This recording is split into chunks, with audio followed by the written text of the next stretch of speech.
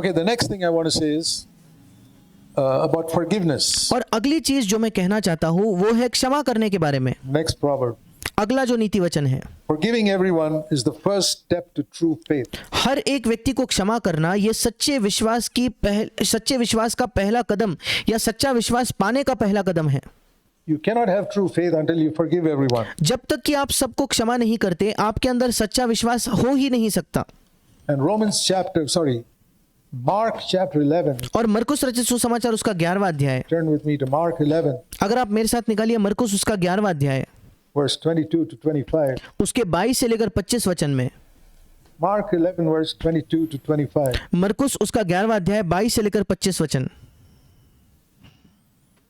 You read this, I'm sure, where Jesus says, "Speak to this mountain and say to it, be taken up and cast into the sea." और आपने ये पढ़ा होगा जहाँ यीशु कहता है कि अगर तू इस पहाड़ से कहे तू उखड़ जा और समुद्र में जा पड़, तो वो जा पड़ेगा। And you don't doubt in your heart, it will. और अगर आप अपने मन में संदेह न करोगे तो वो हो जाएगा। Now we understand that Jesus once said, "The words that I speak to you are spirit and life." He said that in John chapter 6. अब हम ये समझते हैं कि एक बार यीशु ने कहा था, जो वचन मैं तुमसे कहता हूँ वो आत्मा और जीवन है। यीशु ने यूहन्ना रचित सुसमाचार उसके 6 अध्याय में कहा। So he's not talking about a physical mountain. और इसलिए यहाँ वो कोई शारीरिक पहाड़ की बात नहीं कर रहा, He's talking about a spiritual mountain. वो एक आत्मिक पहाड़ की बात कर रहा है। The words that I speak to you are spirit and life. जो शब्द मैं तुमसे कहता हूँ वो आत्मा और जीवन है। Read it like that. अब इसे इस प्रकार से पढ़िए। You say to this mountain in front of you, haven't you all faced situations I have? आप अपने सामने खड़े इस पहाड़ को कहिए, क्या आप सबने ऐसे परिस्थितियों का सामना नहीं किया? मैंने किया है। Where you want to do something for the Lord and there's a big mountain in the way. जहां आप प्रभु के लिए कुछ करना तो चाहते हो पर आपके सामने एक बड़ा पहाड़ खड़ा है। God wants you to go in a certain direction, but there's a big mountain in the way. आप किसी एक दिशा में जाना चाहते हो पर एक बड़ा पहाड़ उस दिशा में खड़ा है, और ये कई बार होता है।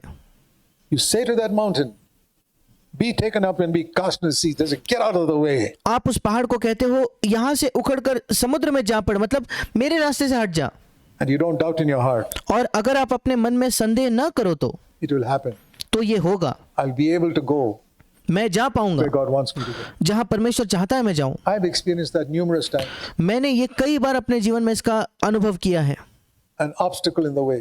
कोई एक अवरोध, कोई एक बाधा मेरे मार्ग में होती है। See, that's the stories in the Old Testament are like that. और पुराने नियम की कई कहानियां ऐसी है। There was a big obstacle for the Israelites to be delivered from the slave masters in Egypt. और एक बड़ी सी बाधा थी कि इस्राएली अपने मिस्र स्वामियों की गुलामी से छुटकारा पाए।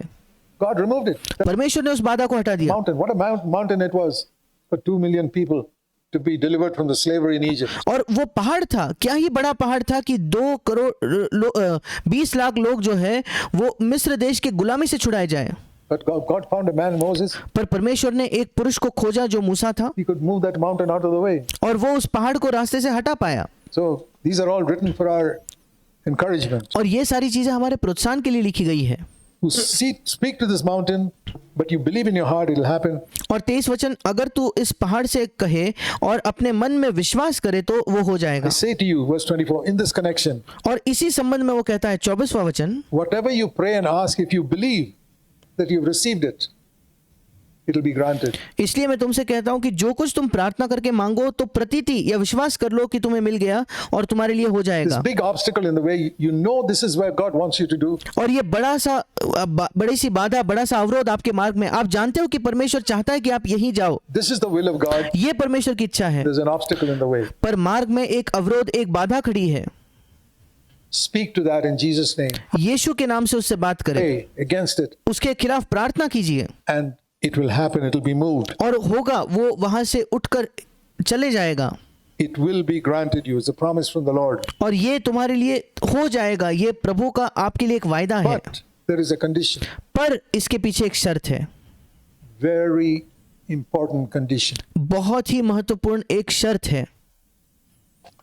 When you pray, जब तुम प्रार्थना करो, if you have anything, verse 25, anything against anyone, forgive him. 25 वचन, जब कभी तुम प्रार्थना करो तो यदि तुम्हारे मन में किसी के प्रति कुछ विरोध हो तो क्षमा करो उसे। Then your Father will forgive you. तब तुम्हारा पिता, स्वर्गीय पिता भी तुम्हें क्षमा करेगा। But if you do not forgive, your father will not forgive you and the mountain will remain there.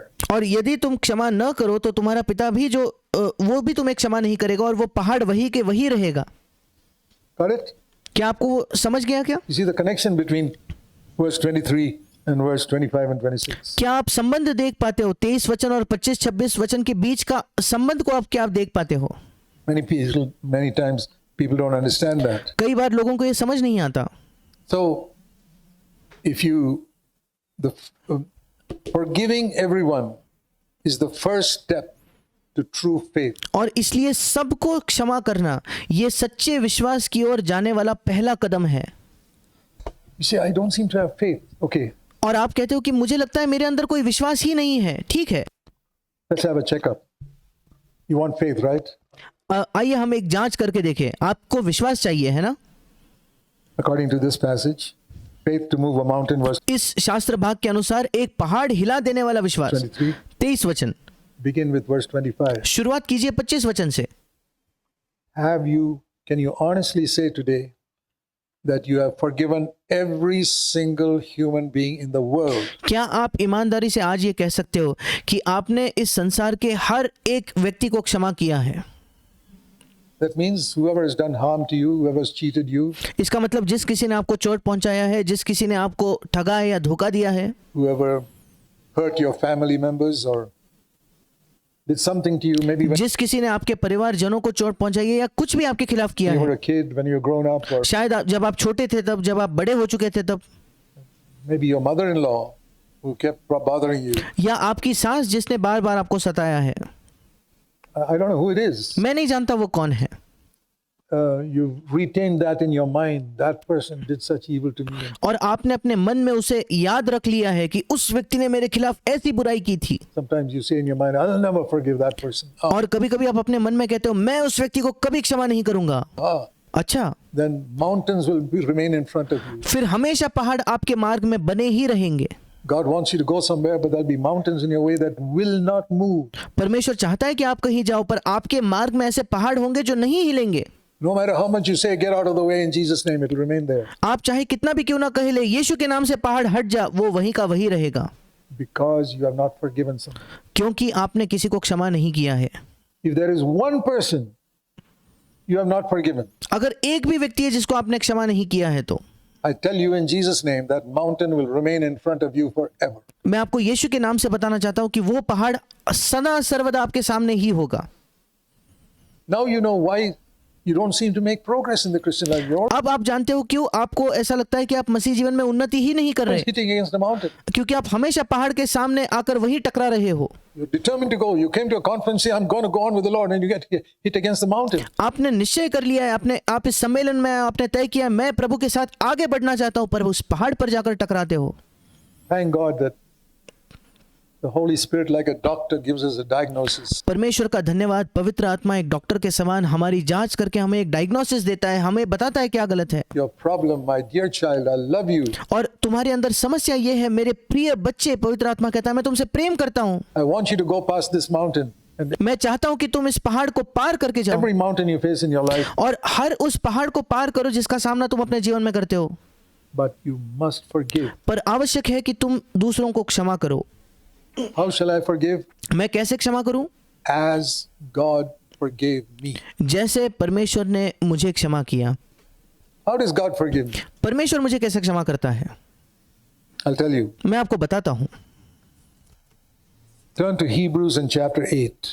मेरे साथ निकालिए इब्रानियों की पत्री उसका 8वां अध्याय।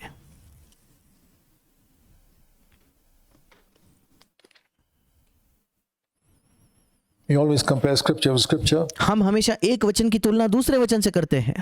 Hebrews 8 and verse 12. इब्रानियों की पत्री 8वां अध्याय 12वां वचन।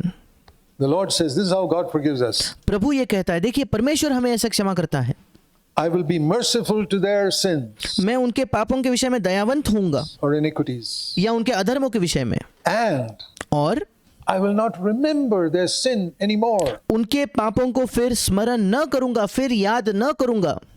That's how God forgives. परमेश्वर ऐसे क्षमा करता है। It's not that God's forgotten. अब ऐसा नहीं है कि परमेश्वर भूल चुका है, God's not forgotten. परमेश्वर ने भूला नहीं है, वो नहीं भूला। And I'll tell you why. और मैं आपको बताता हूँ क्यों वो नहीं भूला। Jesus once told a story of a man who forgave, of a king who forgave somebody, let's say $10 million. और यीशु मसीह ने एक बार एक राजा की कहानी बताई जिसने किसी को क्षमा किया। आइए हम मान लेंगे कि उसने 1 करोड़ जो डॉलर्स थे उतनी रकम किसी को क्षमा की। And that man went out and caught a fellow by the throat who owed him $100. और फिर वो व्यक्ति बाहर जाता है और दूसरे एक व्यक्ति को पकड़ता है, अपने गले से दबोचता है, और जो उसके केवल $100 के कर्जदार था। Where's 10 million and where's 100? और 1 करोड़ रुपए कहाँ, 100 रुपए कहाँ? He caught that fellow by the throat and said, $100 is a lot of money. I can't let you go. और उस व्यक्ति ने उसको गले से दबोचा और कहा, देखो $100 एक बड़ी रकम है, मैं तुम्हें ऐसे ही नहीं जाने दे सकता। He wouldn't. He could say, please have mercy on me, I'll pay. He said, no, no, no. और जो जिसने उससे कर्जा लिया था वो कहता है, कृपया मुझ पर दया कर, मैं चुका दूंगा। पर वो कहता है, नहीं नहीं, बिल्कुल नहीं। Can't pay up. He got him thrown in jail और वो कहता है, अच्छा तुम पैसा नहीं चुका सकते, ठीक है। उसे बंदी गृह में उसने डाल दिया for $100. $100 के लिए। And the king had forgiven him 10 million. और जिस व्यक्ति ने दूसरे को बंदी गृह में डाला, उसी को राजा ने उसके 1 करोड़ का जो कर्जा था माफ किया था। Somebody told the king, you know that guy you forgave 10 million? He's gone and put somebody in jail for $100. किसी ने जाकर राजा से कहा, राजा क्या तू जानता है उस व्यक्ति जिसको 1 करोड़ तूने कर्जा माफ किया, उसी व्यक्ति ने जाकर 100 रुपए के लिए किसी और को जेल में डाल दिया है। The king said, call him back. और राजा ने कहा, उसे वापस बुलाओ। And he told him, you wretched servant. और उसने कहा, हे अभागे मेरे सेवक, मेरे दास,